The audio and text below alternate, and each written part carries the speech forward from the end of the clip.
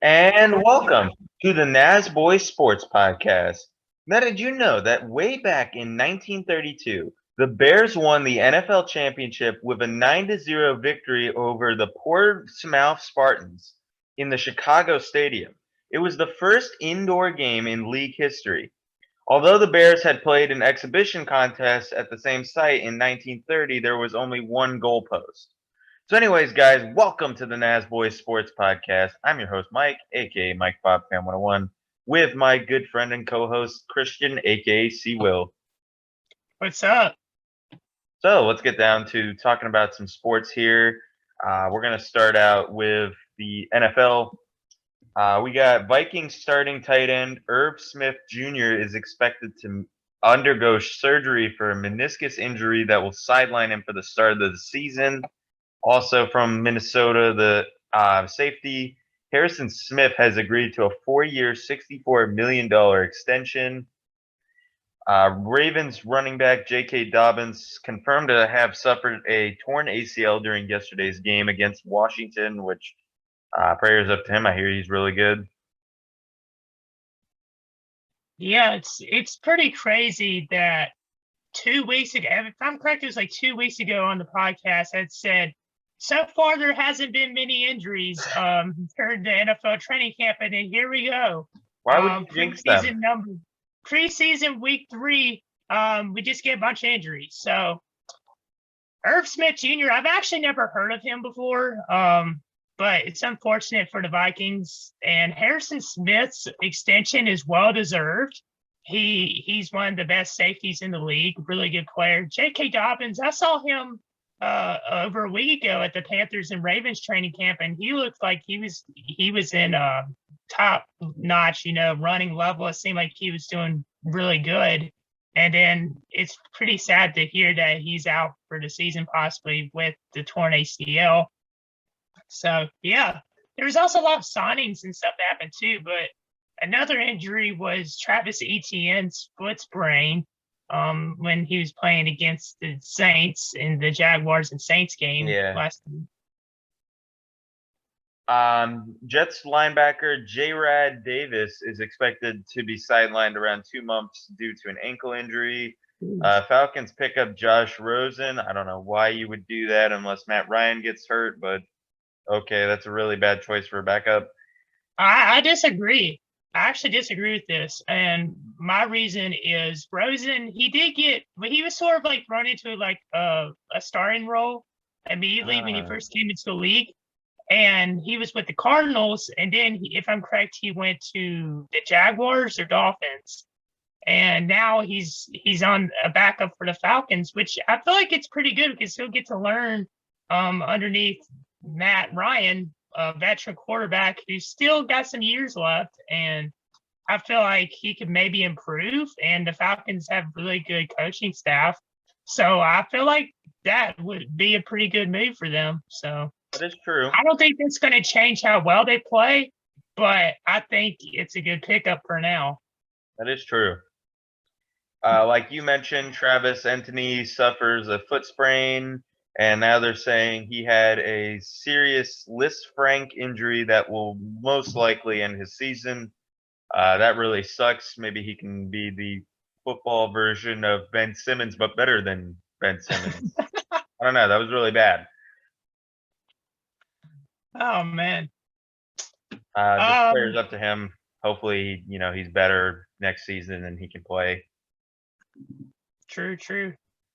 Let's see here. So also in the news, we got a couple of trades that happened. Sonny Michel going to the Rams. I think that's a really good pickup for the Rams, considering we mentioned earlier this year on the podcast that they don't have Gurley, and that one of their other running backs was hurt rest of the season, I think, or something Cam like Akers. that. Yeah, Cam Akers. So that's a great pickup for the Rams. Huge help. The Broncos named their starting quarterback Teddy Bridgewater. We also had Jameis Winston being named as their starting quarterback, and we'll see how Will Winston does with the Saints. I don't think he's going to do bad, but I don't think he's going to do great either. Philadelphia Eagles, they picked up Gardner Minshew. I think that's a good pickup. I mean, he's going to be there with Flacco and with Jalen Hurts. So the Eagles, I think they have a pretty decent quarterback depth chart. You know what I'm saying? Right. And the Panthers, they re-signed wide receiver Bobby Anderson to a 2-year, $30 million contract, which is really good move. Anderson did pretty good last season. And then also in the NFL news, we had the Raiders saying that they were trying to get Khalil Mack back, but I don't think he wanted to return to them. So, yeah. Let's see. So first off, with the Patriots trading Sony Michel, that's a great pickup for the Rams. I mean, he's a decent running back, I'd say. So I think that'll definitely fill the hole while Akers is gone. And then we got the Saints with Jameis Winston. I still feel like they're going to be a good team. Not as good as when they had Breeze, but they will still be a good team. And maybe we can still see that 2 QB offense with Taysom Hill and Gardner Minshew to the Eagles. I didn't even know Joe Flacco was still in the league and he was on the Eagles. I'm going to be honest. Yeah. And Well, the Raiders trying to get Mac back. He's not coming back there. What? yeah, that wasn't going to happen. So moving on to Major League Baseball, we'll get to college football in a little bit because college football is starting up this past weekend and the week 1's coming up this week. So we'll get to that in a little bit. But next up in Major League Baseball, this is probably one of the most stupidest things I have seen. And this is an umpire. He made Athletics pitcher Sean Manaea get rid of his glove he's used all season for what? Because the color was too light on the glove. So I guess umpires are talking to Sean Manaea about something. He hasn't even thrown a pitch yet. So now 2 umpires are over there. What they're going to talk to him about, it looks like, is the color of the glove. You mean the same glove that he's used for every start this year? The entire season. And they're probably going to tell him he's got to use a different glove. He has used. I know that's the glove he uses for almost every start and maybe every start. Well, they're going to look at probably Cole Irvin heading up to grab him another pistol. This is just, come on. This is ridiculous. It's laughable. I mean, that is absolutely a joke. He has not thrown a single pitch. It's the glove he uses, and well, what I'd be really curious is to know exactly which umpire this came from.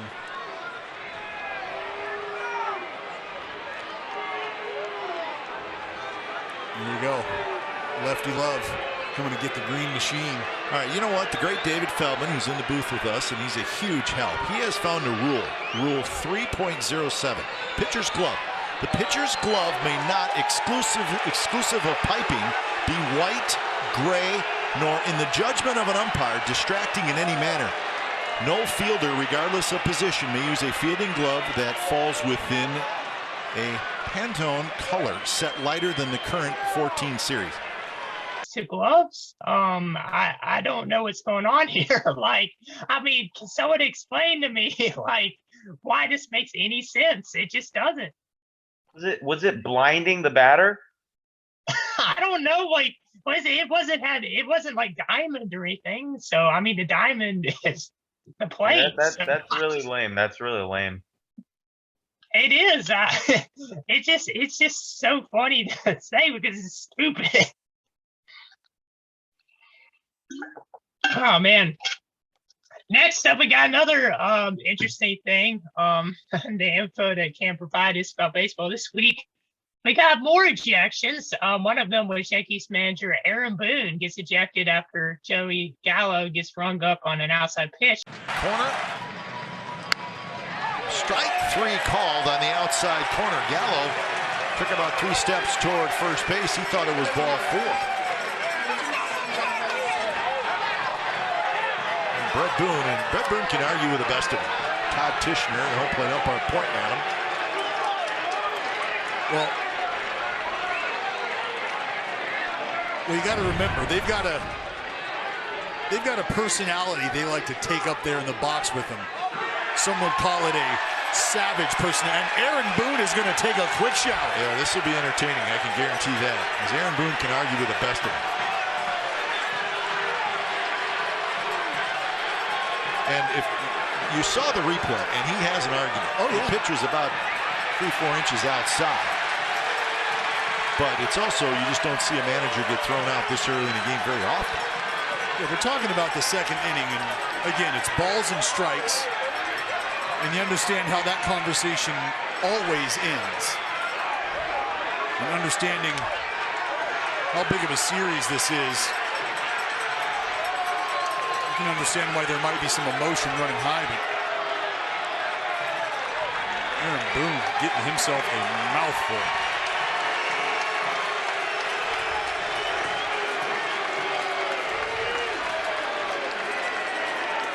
We got Bryce Harper getting ejected yet again. Bryce Harper reaches down, touches some dirt, bangs the right toe, bangs the left toe with the bat, steps into the box, digs that left foot in nice and secure, touches behind, inside, outside. He is ready to go. His team is down 6-0, bottom of the 9th. First pitch, he thinks it's outside. Umpire says strike this. Oh, what the hell is that? He's got the fans on his side. Bryce says that's off the plate. Should be 1-0. That's not a strike. That's a ball. I love how matter-of-factly he says that. He says, that's not a strike. That's a ball. It's my opinion. Just throwing it out there. Take it for what it is. You threw yours out there. I disagree with it. Yours holds a lot more weight than mine. That's why I'm so upset. Steps in for the next pitch. Oh, hi, Mom. Hi, Mom. Made it down to the close seats. Fouled back. Now it's 0-2. And Bryce says, now it should be 1-1. And the ump's like, come on, dude. Quit it. Just let it go. Bryce says, why would I let it go? I'm not going to let that go. 0-2 pitch in the zone, fouled back, and then he takes the inside pitch and claps. Claps. Okay. We like that. We like that. 1-2, flies out to center field for the first out of the inning, and now he's just going to be thinking about that first pitch the whole time, and the bat boy's going to come and be like, sorry, Bryce, but I got to put this bat here. Hope you don't mind. I know you're upset. And he's fuming. He's mad. He's not happy. Real Muto, the next batter, he flies out to center field as well. And in between his fly out, the umpire is going to throw Bryce out while he's sitting in the dugout. You're gone. Get out of here. The Why does that not surprise me? Fight with the Athletics when a batter got hit in the head, and then Chris Bassett, who got hit by the ball in the face, had to have surgery. Back to Bassett. Oh, my goodness. Oh, boy.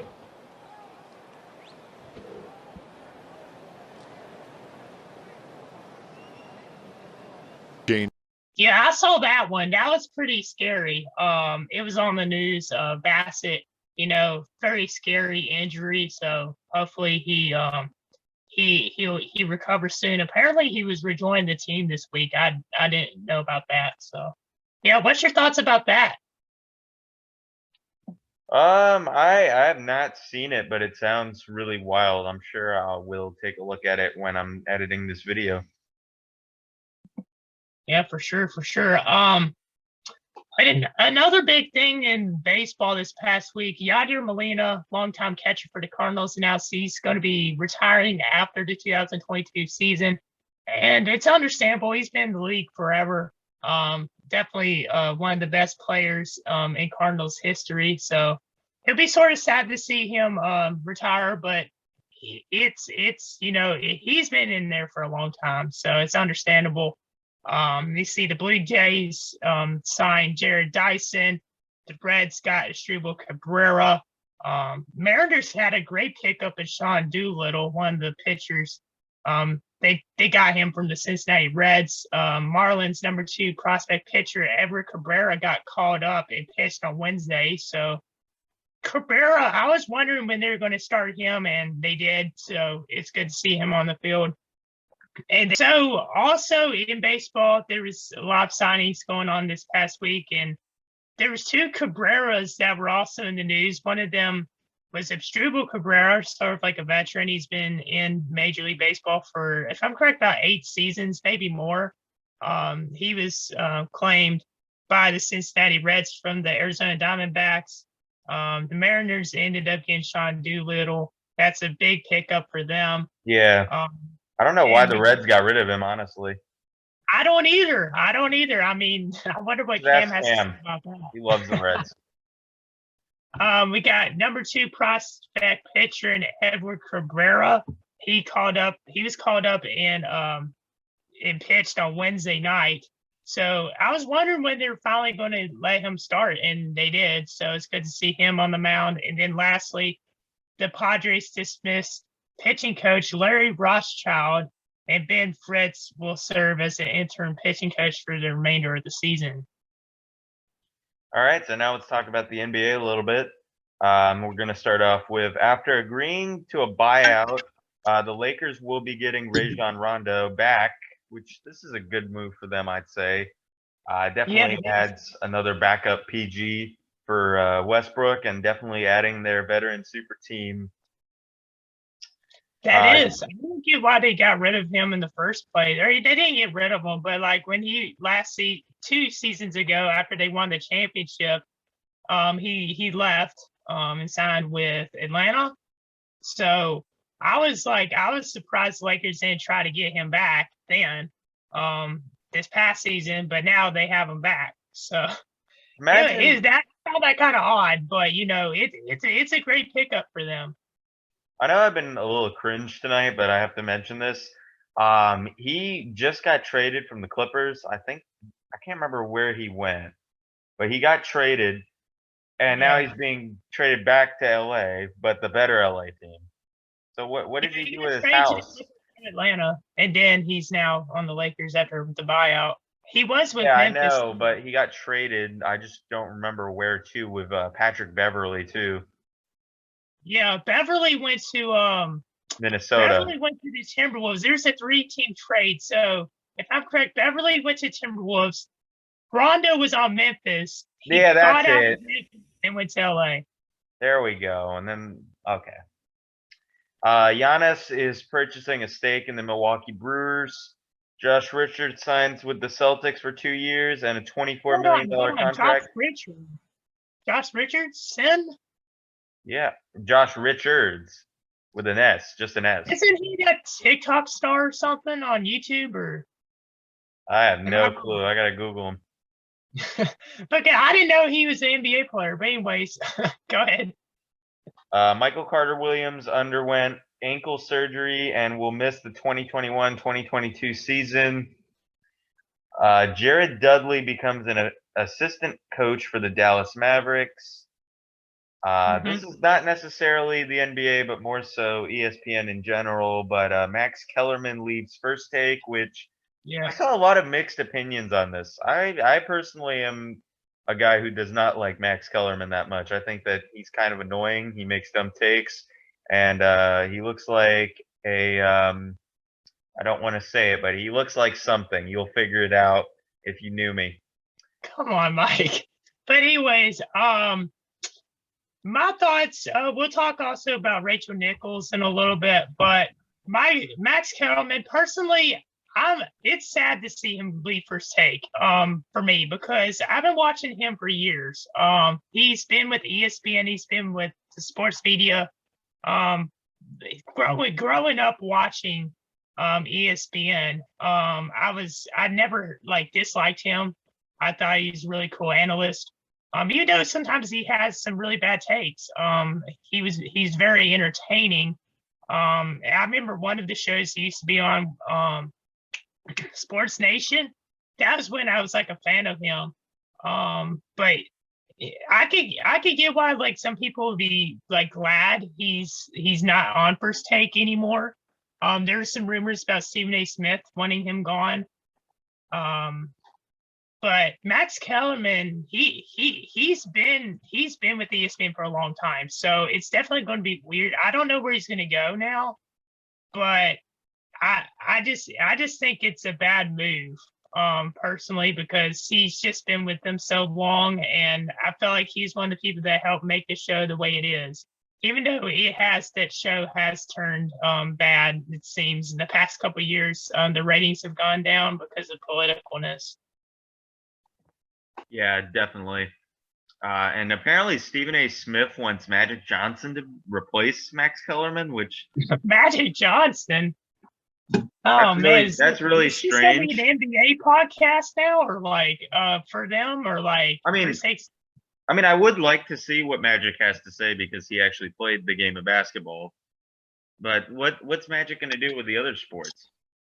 My thing is that too, because Max Kellerman, he has some knowledge also of boxing, and he's covered other sports as well. Like he's covered NFL stuff, Right. stuff like that. So getting rid of him is just like, it just to me doesn't make any sense. And then And just why would replace you him with Magic replace him Johnson. with Magic Johnson though? That Like sounds why like would a you ratings thing to me. Yeah, it's just But I mean, not going to do him any good. It's not going to change anything, in my opinion. right, but you would think that, Stephen A would generate all the ratings with how much of a living meme he is. But yeah, I mean, the show was at its peak when Skip Bayless was on there with him. That was with their peak, and that was like the funniest stuff. Growing up watching that, but yeah, just the times have changed, dude. Yeah. Speaking of And, Rachel Nichols, they finally took her show off the jump, which honestly I was expecting it. For those of you who don't know why, people were thinking that she was racist for like getting upset that Maria Taylor was gonna be hosting the finals on the sideline, like being the sideline reporter. yeah, Which like I'm not gonna get into that because like I just don't know everything about it. But I was expecting it to happen, and I'm shocked that they let her on the whole season, yeah. plus free agency and the draft. And they've even banned her from the network. So who knows what she's gonna do now? For me, I have a different opinion on this. I'm not really going to get to like the political thing about this, but there's a lot of things I have to say about this. First off, get rid of the jump. Terrible idea. That was a good show. It really was, because you know how the NFL has the NFL Live. There's other shows, other sports that have their own thing. Getting rid of the jump, which is something that's been a part of ESPN for I think about 4 years now. Just covering the NBA and having throwback highlights, guests on. It just sucks that it's not going to be on ESPN anymore, because I really enjoyed that show. And Right. Rachel Nichols, she's been a part of ESPN for a while too. Mhm. And I felt like she was a good analyst. I felt like she was like a good reporter too. I've never disliked her at all. And it's sad to see it get canceled. I could get why. It's like there's some things in the public pressure of getting rid of her from the network was because of the thing that happened with Maria Taylor. I could get why that happened. It sort of makes sense, but for me, it doesn't, because it just people. This is what happens when you bring politics into sports, because when that happens, it just destroys stuff. It can ruin things, and it just makes the ratings drop. It makes things hurt. You know, I mean, even the NFL. I'll say this, even with the NFL. This is my only point I'm going to make about political things. With the kneeling thing, when all that happened, when Roger Goodell allowed kneeling players not being able to come out for national anthem and all that, the ratings did drop. I mean, that is true. And I feel like it could have, made a lot of people just stop watching NFL. And there's people I know that were watching the NFL for a long, long time. And I mean, I've gone up to people too in public and ask them if they've watched the NFL, or if I'm at like Buffalo Wild Wings and there's NFL or like basketball on. I've had people ask to change the channel. I've had people literally say, we don't watch the NFL anymore. It's like a bunch of crap. That's just from what I've heard. And I'm not saying that like, I don't like certain things, or I'm not saying that I agree with what they're saying with all this, and I'm not saying that I support this or that. I'm just saying the truth. I'm just saying what's going on, and it's just sad to see what politics has done to ESPN and to some sports. Yeah, Christian, I definitely agree with you 100% on everything that you've just said. Um, I mean, I think that either side should have politics be represented in sports.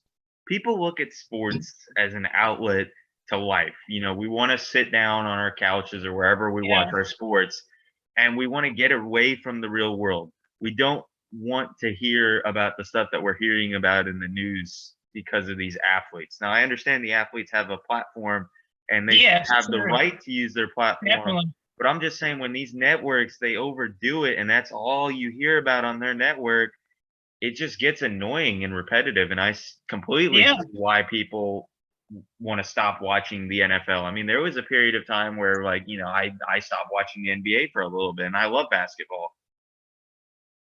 Yeah, So, I agree with you, Mike. It's about time we had the discussion on the podcast, but yeah, we just had to put that out there. But yeah, we can move on now to the yeah, rest of the NBA now. sorry about that everybody. I hope you can at least understand our point or even agree with us. Yeah, comment down below.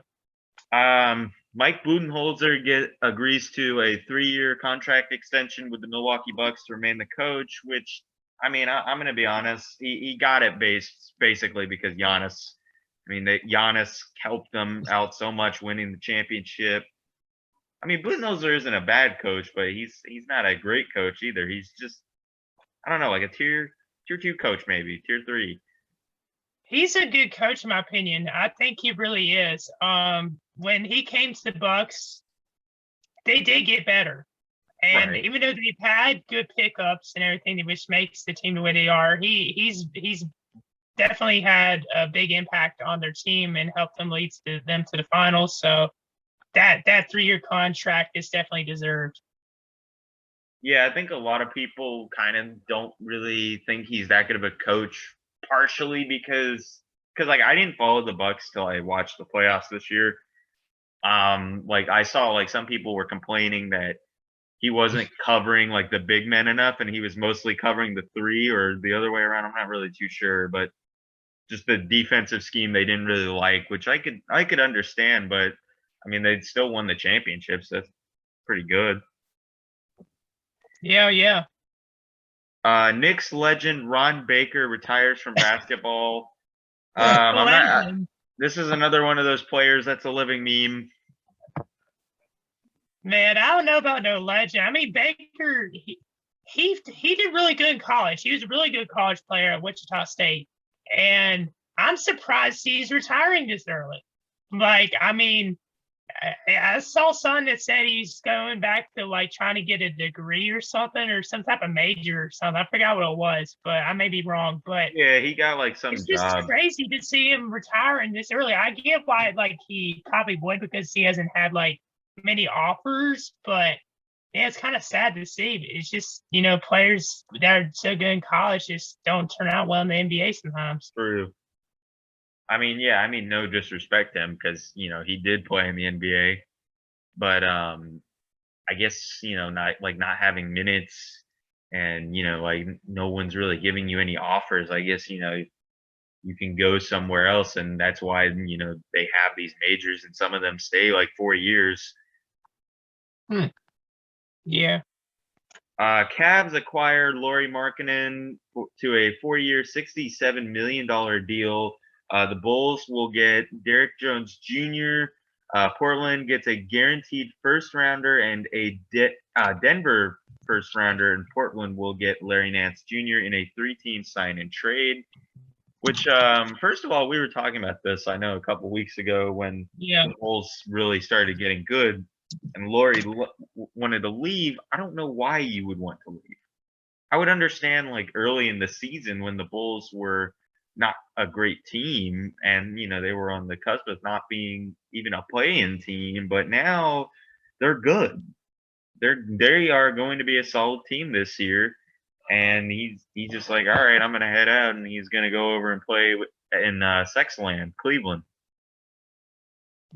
Mike, that was sus. But okay, so okay, we gotta cut that. Like, No, it's the freaking Colin Sexton thing. You remember oh my God. Colin Sexton and Darius Garland? I'm not trying to be Oh my sus. gosh, bro.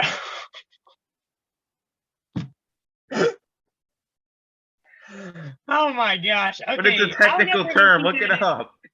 I don't know if we're gonna keep that in. I just was surprised she had the audacity to say that on this podcast. But in my opinion, this is a great 3-team move. The Bulls have a better power forward now than Derrick Jones Jr. Derrick Jones Jr., he's a high flyer. He can dunk, he can rebound, and he can block shots. The Cavs needed a shooter at the big man position. They got him, Lauri Markkanen. Even though Kevin Love's there, Kevin Love, he's injured prone, so that's actually a good pickup. Then Portland needs a good power forward, a good backup power forward. They got him, Larry Nance Jr. I think this is probably the best trades I've seen in probably like the last couple of years for these teams. Logically, these are one of the best trades that these 3 teams have had in the last few years. It makes sense. That the reason why it's really good is because it makes sense. And it fits all these teams in what they need. I agree completely. So now we're going to talk about the Phoenix Suns' new Aztec-themed jerseys, which I really like these. These are really cool, actually. They're pretty fire, dude. I'm not going to lie. That's all I got to say. Aren't these the ones that are purple? Yeah, they're purple and black. I sent them in the chat. Yeah, I'm just going to look at it again before I give my official review on this. Well, yeah, it's kind of got this little Aztec theme, and then in the second slide that I have here, on the front, it's got the Aztec, and then it's just awesome. I really like this jersey. The color scheme fits well with the Aztec type theme. I'm gonna give these a 10 out of 10. They look really good. It is kind of odd to see a Suns jersey without some orange in it. But this jersey is amazing. It has the design, it has the shape. All purple definitely sticks out. That's a 10 out of 10 as well. Yeah, and I don't really like the color purple too much, but that's kind of like a shade of purple that I'm like, hey, that looks really good. Yeah, it's like a grape color. Exactly, like a wine color. I like it. So before we get into college football, we got a little bit of soccer news and boxing. So soccer, Cristiano Ronaldo returned to Manchester United. I did not see this coming because I didn't realize he was going to leave the team. So it's crazy that the 2 biggest soccer stars in the world, Messi and Ronaldo, are now on different teams. But Ronaldo's returning to a team he used to have, or used to be on. I don't know why I said have. I mean, he probably could buy the team if he wanted. But yeah, it's insane to see so many players moving around. Ronaldo, he played for Manchester United, if I'm correct, at the beginning of his career. And that's a big pickup for them. It really is. I don't know if they're going to win the championship or the Premier League overall, but I think that's a big pickup for them. It'll make them even better. What about you? I literally do not watch soccer at all, so I don't have an opinion on it. Okay. All right, so college football. This past weekend, they had a couple of the first games, and the one that was nationally televised that I'm sure most people watched was the Nebraska and Illinois game. Illinois won that one 30-22. And the quarterback for Nebraska, Martinez, I'm trying to remember what his first name was. Adrian Martinez. He led the team. He led both teams in passing yards and rushing yards, but they still didn't get the win. Nebraska still struggling, still not that good in college football last 3 seasons. And one of the referees actually got hurt in this game. He got hit by an Illinois player in the head. Second time an official has gone down today.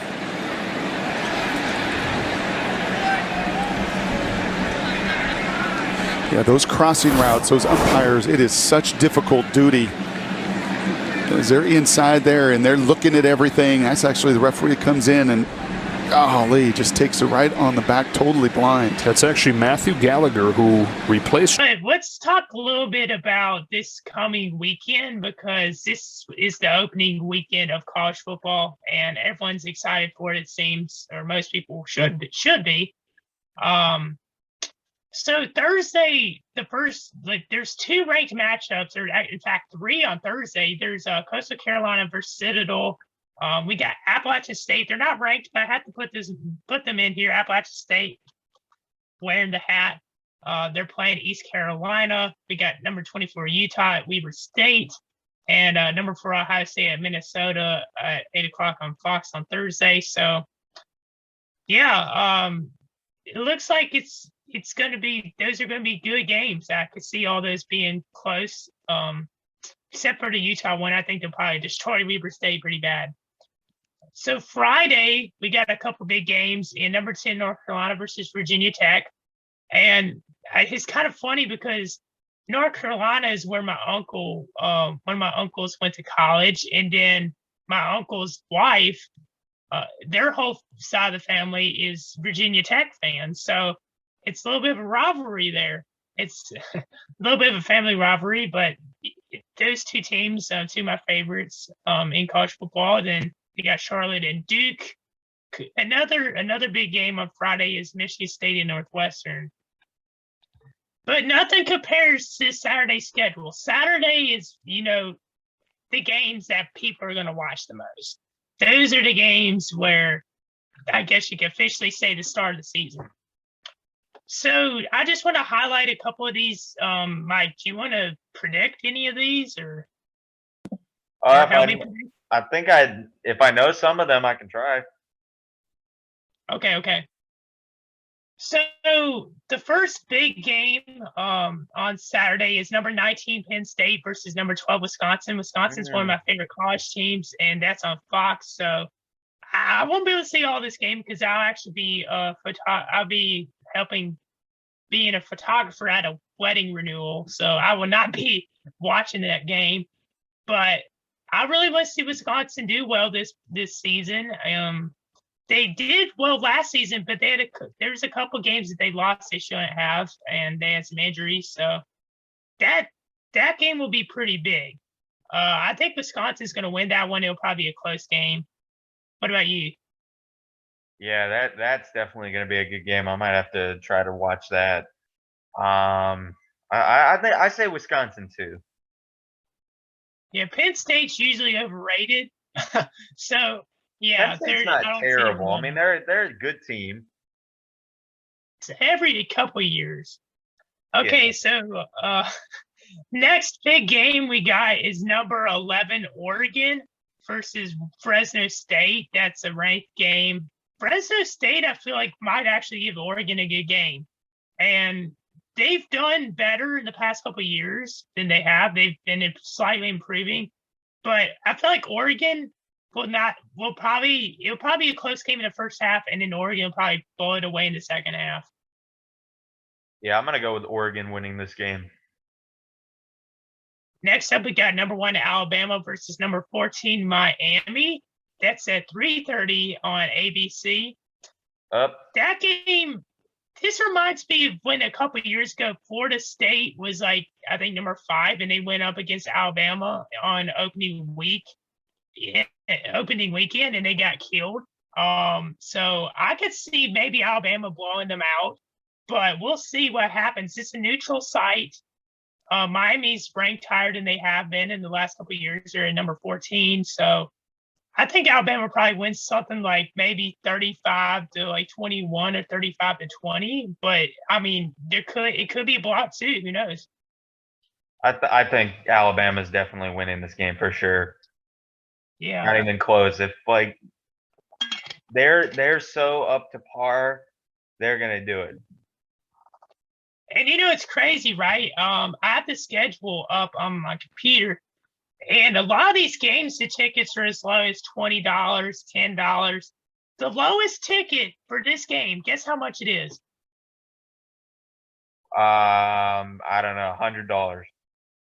$109. The lowest ticket. That's like NFL. It's just crazy. I mean, who wouldn't want to see Alabama football play?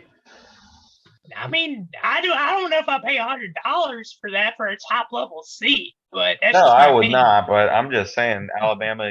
They're always a natty contender every year. Yeah.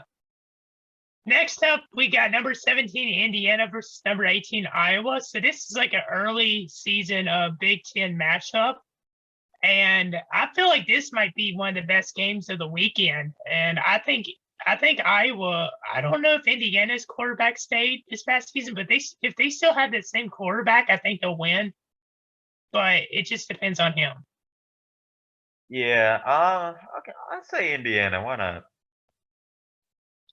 All right. Next big game we got is number 23 Louisiana versus number 21 Texas, the Raging Cajuns versus the Longhorns. I think this might be a really good game. This one's going to be nationally televised as well. Louisiana, they're in the Sun Belt. They're always pretty good, and they've given App State really good games. They've done pretty decent in bowl games as well. And Texas, they're sort of lower because they lost Elliker, their quarterback from last season. But I think this game might actually be really close. So I think Texas probably wins about a field goal. Yeah, I'll say Texas wins. All righty. Moving on to, let's see here. Yeah, this next game has to be probably the best game we'll probably see all weekend, and that's Georgia versus Clemson, number 5 Bulldogs versus number 3 Tigers. That one's going to be a really good game. I don't really know like the quarterback for Georgia, who he is. I don't really know Clemson's like depth chart, but I know Clemson's always really good, like Alabama. They're always ranked really high. Their tickets, this game's actually going to be in Charlotte, but I won't be able to watch it. But one other reason why I'm not going to go to this game, the lowest ticket is not $109. It's $147. So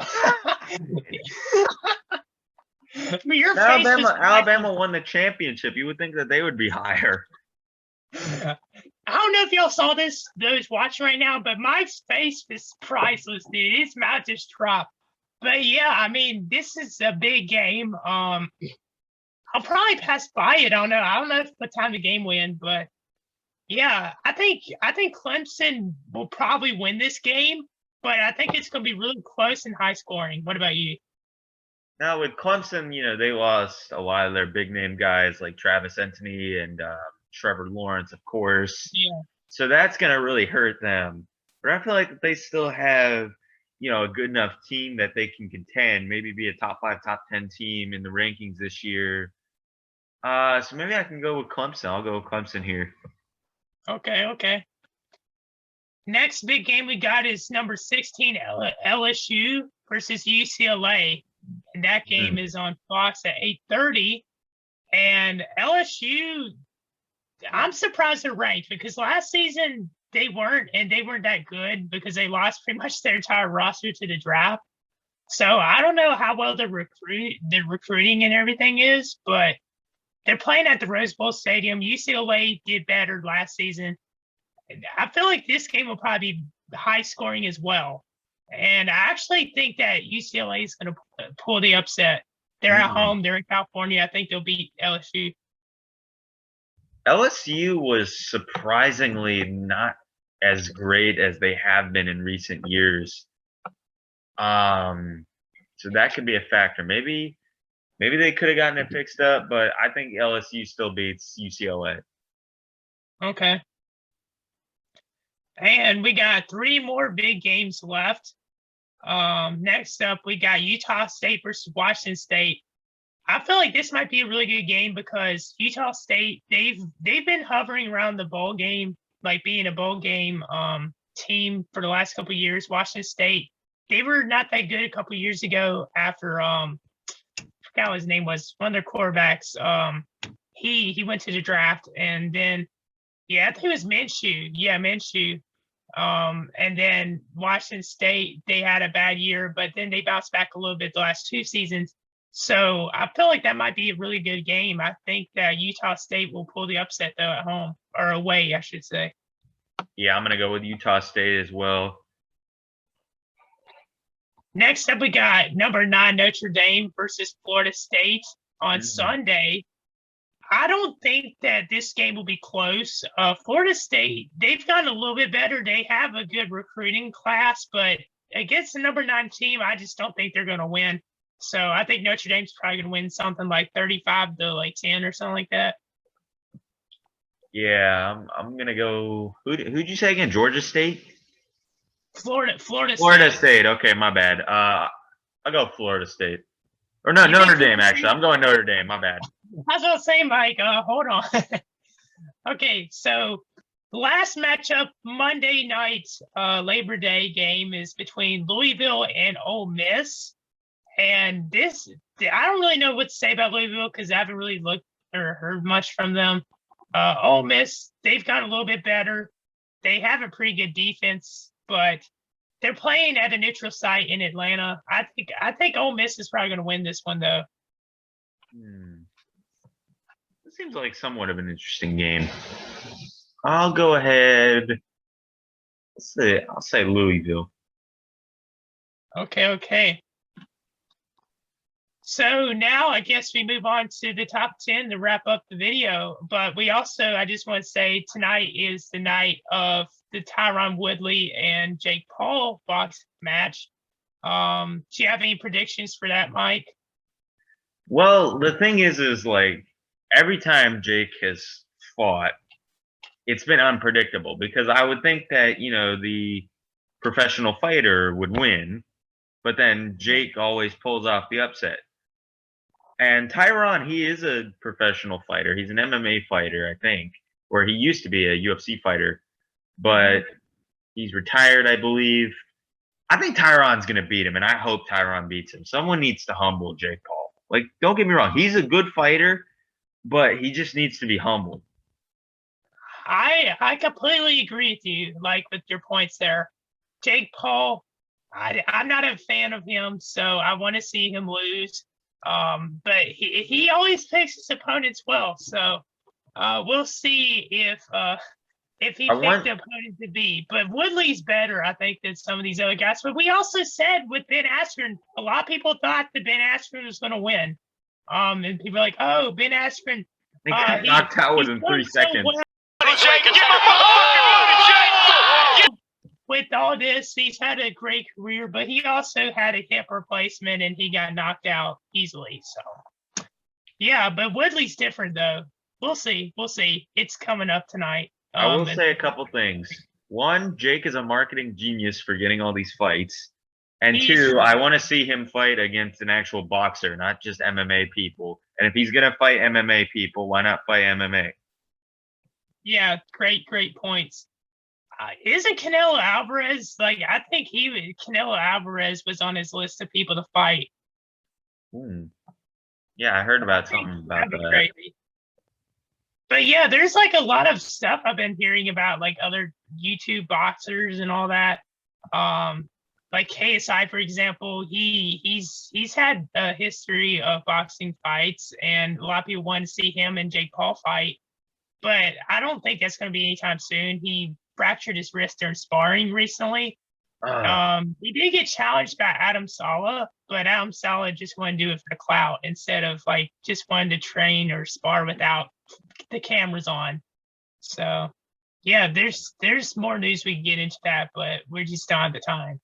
Yeah, so now it's time for the top 10. Christian, start us out. So at number 10, the number 10 play of this week, we got Trey Turner hitting the home run to have his first 20 home run, 20 stolen base season. Roll the clip.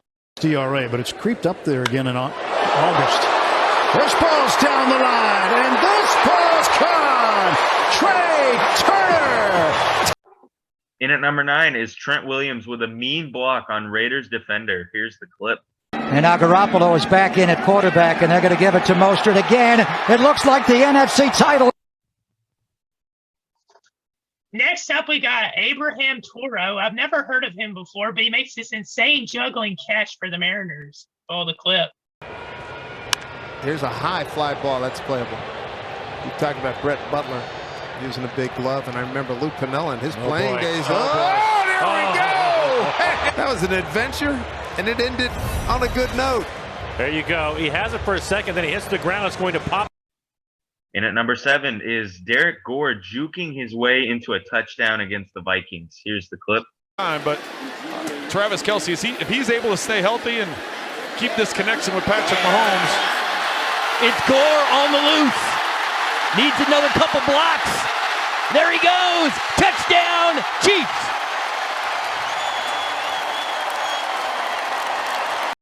This next play was in the preseason of the NFL. This one, a Bengals wide receiver. The ball went through his hands, but it went between a couple defenders and it landed up in another receiver's hands. Roll the clip. And the quick pass on the inside, popped up into the air and caught. Trent Taylor. Breaking tackles inside the 5 into the 1. And at number 5 is Jock Peterson's jumping catch. Here's the clip. Listen to Truist Park tonight. Fly ball right field. Peterson on the run at the wall. Leaping try. Did he hang on? He got it. What a catch. Jock Peterson up against the gate. What a way. Next up, we got Abdul Al-Hazen's head kick knockout. Roll the clip.